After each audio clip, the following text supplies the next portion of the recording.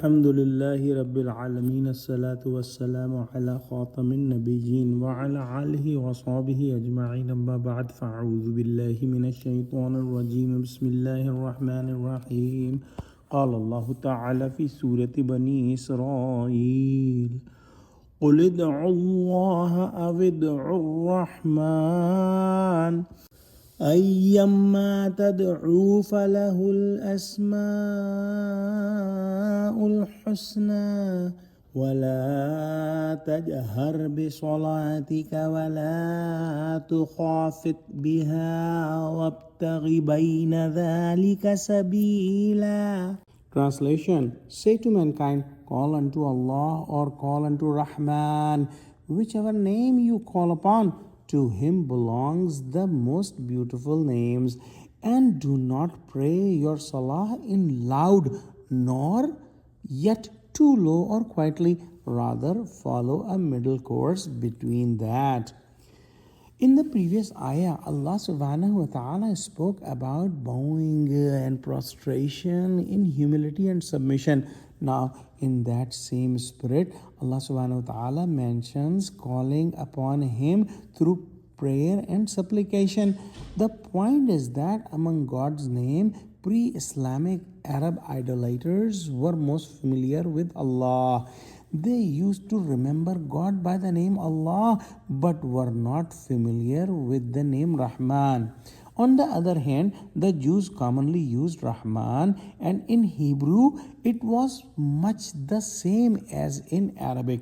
Meanwhile, the idolater of Mecca would recoil from the name Rahman and feel uneasy about it.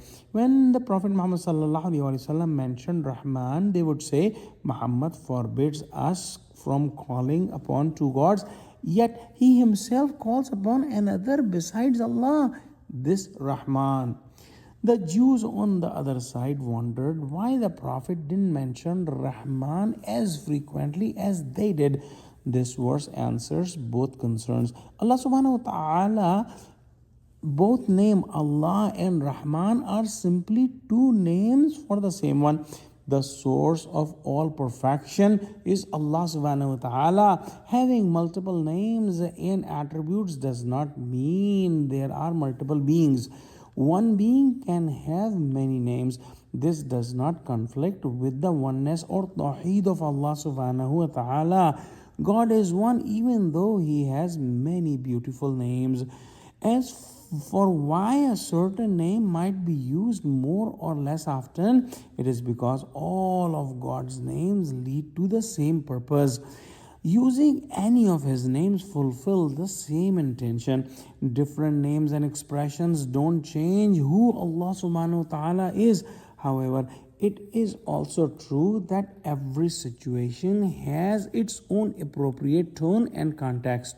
In this verse, Allah subhanahu wa ta'ala also refers to the audible prayers and supplication that are called jari namaz or jari qiraat.